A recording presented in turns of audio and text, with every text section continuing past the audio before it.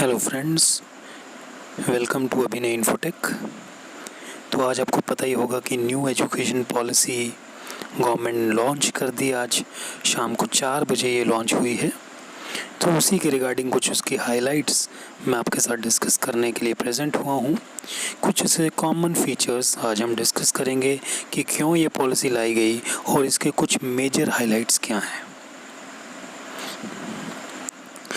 तो union cabinet minister Prakash Javadekar और HRD minister Ramesh Pokhriyal ने बुधवार को यानी कि आज शाम को 4 बजे अपने स्कूल और हायर एजुकेशन को एक नया अवतार दिया और जिसको एनईपी भी कहा गया, एनईपी 2020। अब जो मिनिस्ट्री ऑफ हायर एजुकेशन है एचआरडी है, उसको नया नाम दिया गया मिनिस्ट्री ऑफ एजुकेशन। ये पहला उसमें एक चेंज लाया गया है। ये जो न्यू एजुकेशन पॉलिसी लाई गई, इसका मेन एम है कि इंडिया को एक ग्लोबल नॉलेज सुपर पावर बनाना।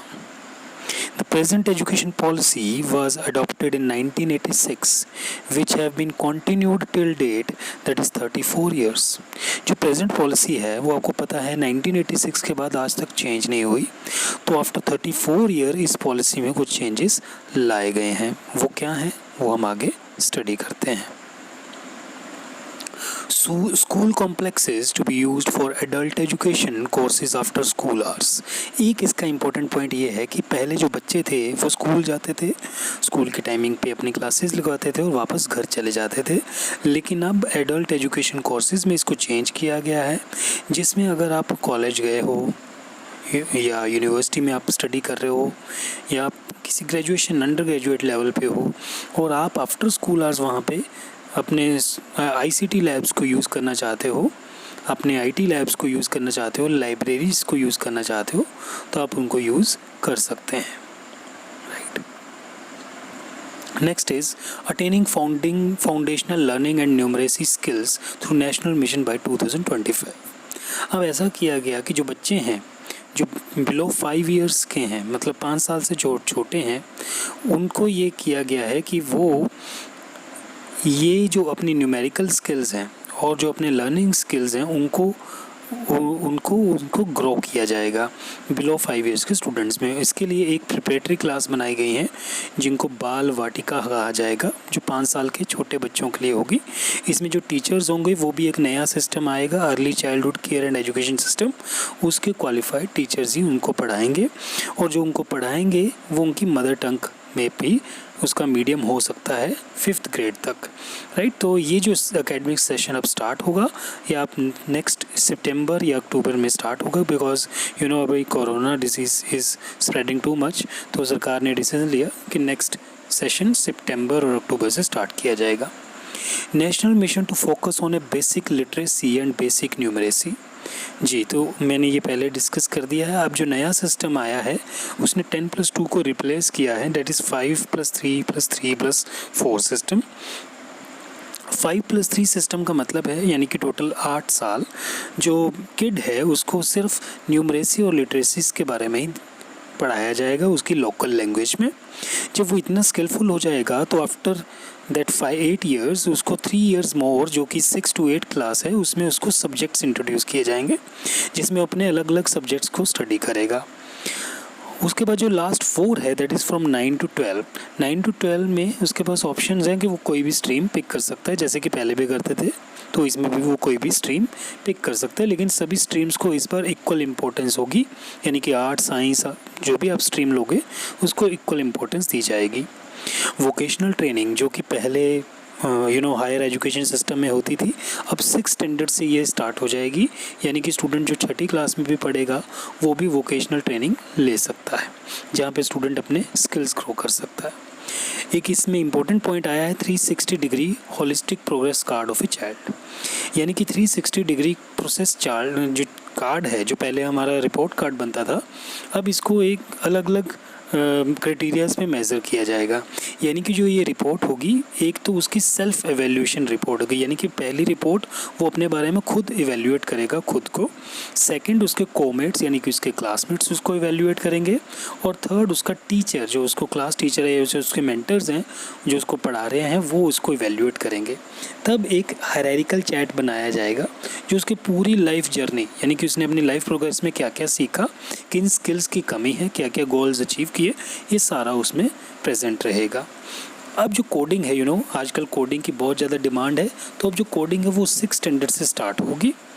ई कंटेंट यानी कि जो एजुकेशनल कंटेंट है, जो ऑनलाइन कंटेंट है, वो उसको उसकी मदर टंग, लोकल या रीजनल लैंग्वेजेस में मिलेगा।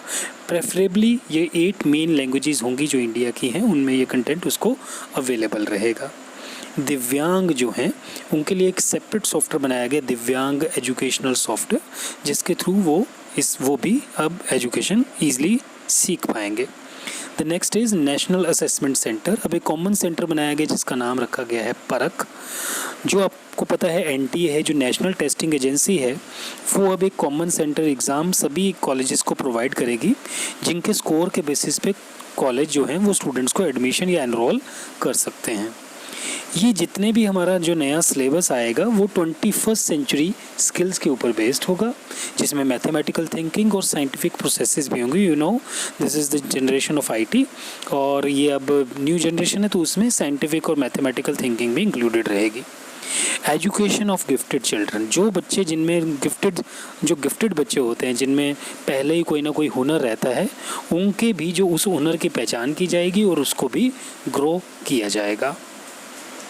Variable model for board exams, जो बोर्ड एग्ज़ाम्स हैं वो अब अलग अलग मॉडल्स में हो सकते हैं। आप एनुअल सिस्टम में हो सकते हैं, सेमेस्टर में हो सकते हैं, मॉड्यूल वाइज भी किए जा सकते हैं। ये डिफरेंट टाइप्स के बोर्ड एग्ज़ाम्स होंगे। अब जो बोर्ड एग्ज़ाम है उसकी इंपॉर्टेंस को कम किया गया, एक बोर्ड एग्ज़ाम को अब साल में 2 बार कंडक्ट किया जा सकता है। Multiple exit and entry programmes in higher educations, जितने भी हमारे कॉलेज यूनिवर्सिटीज़ हैं, इनमें अब मल्टीपल एग्जिट एंट्री प्रोग्राम्स बनाए गए हैं। यानी कि अगर कोई स्टूडेंट बीच में कहीं छोड़ के जाना चाहता है एजुकेशन, तो वो छोड़ के जा सकता है। तो उसका जो वो उस वक्त का स्कोर होगा वो एक क्रेडिट बैंक में डाल दिया जाएगा, जो बिल्कुल डिजी लॉकर की तरह होगा। उसका जो स्कोर होगा वो उसमें सेव कर दिया जाएगा। कल को वो स्टूडेंट दोबारा आके ज्वाइन करता है उस कोर्स को, तो उसका उसी स्कोर को वो आगे कंटिन्यू कर सकता है। UG programmes have multiple exit options. अब इसमें बहुत सारे एग्जिट ऑप्शंस भी होंगे। अगर आप 1 साल अंडर ग्रेजुएट प्रोग्राम कर रहे हो और मान लो आपका 3 साल का डिग्री है और आप 1 साल कंप्लीट करके छोड़ देते हो, तो आपको उसका सर्टिफिकेट मिल जाएगा। 2 साल करके छोड़ते हो तो आपको डिप्लोमा मिल जाएगा। 3 साल का करते हो तो आपको डिग्री मिल जाएगी। तो इस तरह आपके एग्जिट प्रोग्राम्स ऑप्शंस इसमें रहेंगे। अब इसमें जितनी भी इंटरनेशनल यूनिवर्सिटी हैं, like Stanford and all universities, वो अपने कैंपसेस इंडिया में सेट करेंगी। यानी कि अब इंडियन स्टूडेंट्स को एजुकेशन करने के लिए बाहर नहीं जाना पड़ेगा। मल्टी डिसिप्लिनरी इंस्टीट्यूशन स्टार्ट होंगे, जैसे कि आपको IIT एंड ऑल है। ये सिर्फ इंजीनियरिंग में ही डील करते हैं, लेकिन अब ये साथ साथ में अगर कोई स्टूडेंट म्यूज़िक में इंटरेस्टेड है, फैशन डिज़ाइनिंग या कोई और अदर कोर्स करना चाहता है, तो वो भी इनके थ्रू कर सकता है। वर्चुअल लैब्स अब प्रेजेंट रहेंगी, यानी कि अगर आप जो प्रैक्टिकल अप्रोच है वो अब आपको ऑनलाइन वर्चुअल लैब्स भी प्रेजेंट रहेंगी। UG programme generally 3 to 4 years के होंगे और पीजी प्रोग्राम 1 से 2 साल का होगा। Thank you very much. That is all about new education policy 2020। अच्छा लगा तो लाइक ज़रूर करना and subscribe my channel for more information.